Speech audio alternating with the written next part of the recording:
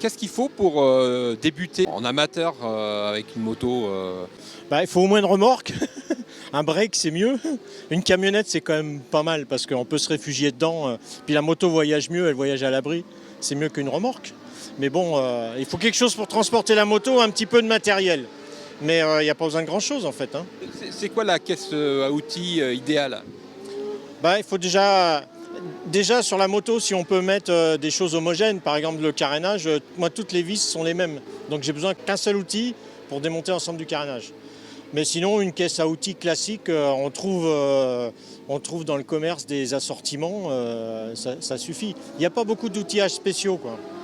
Si peut-être des clés ergo pour régler la dureté du ressort, enfin la précharge des ressorts sur les amortisseurs, mais sinon le reste c'est des outils basiques. Bon, ce qui est bien, c'est d'avoir aussi une équilibreuse à roues, parce que si on sent de démonter les roues, faire les changements de pneus, il faut une décolleuse et puis donc des appareils manuels, il n'y a pas besoin d'avoir de matériel sophistiqué. Donc en fait, il n'y a pas besoin de grand-chose. Là, je vois quand même, tu as quand même pas mal de trains de pneus. Il faut quand même des trains de pneus en fait pour rouler. Quand on veut rouler sur la piste, un amateur, ce qui est bien, c'est d'avoir 2 paires de roues.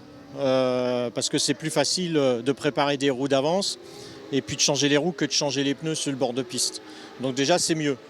Et puis après, on choisit ses pneus. On n'est pas obligé d'avoir des pneus comme nous, on utilise des pneus slick. Ce sont les pneus qu'on utilise en course, en endurance. Mais on peut rouler très vite avec des bons pneus sport touring du commerce.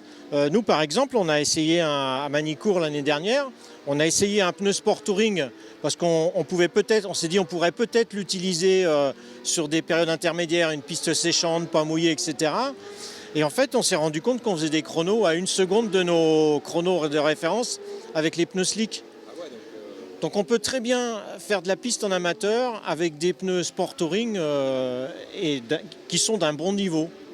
Il suffit d'adapter les pressions comme pour les pneus de course et on a des comportements et des performances qui sont de haut niveau.